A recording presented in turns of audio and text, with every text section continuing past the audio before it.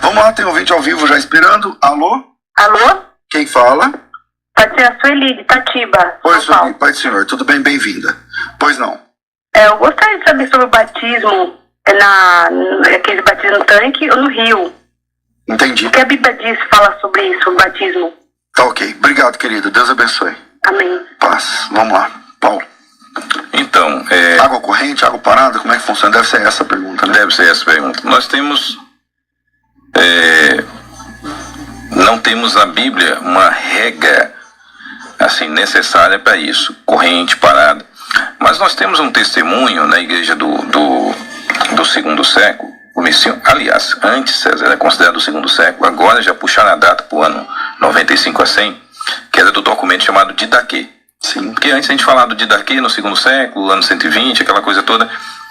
E o Didaquê era um documento, né, uma instrução dos 12. E esse Didaquê foi escrito pela uma comunidade de cristãos da Síria.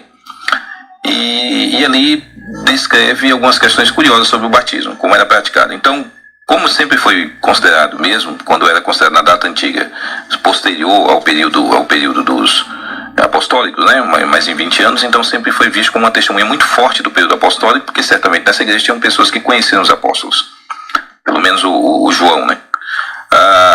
Então, nesse documento, que hoje é considerado do ano 95 a 100, o Didaquê, existe uma orientação muito interessante sobre o batismo. Esses cristãos diziam que deveria ser batizado por imersão, batizados em água corrente. Não havendo água corrente, batizava-se a pessoa por imersão em água parada.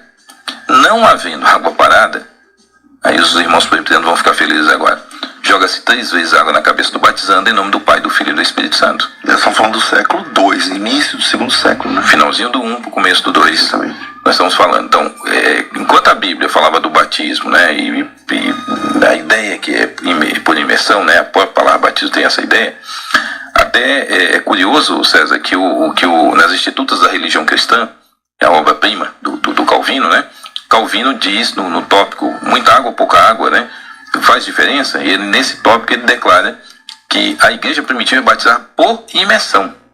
É interessante, o Calvino admitia isso, por imersão. Naquela edição que é feita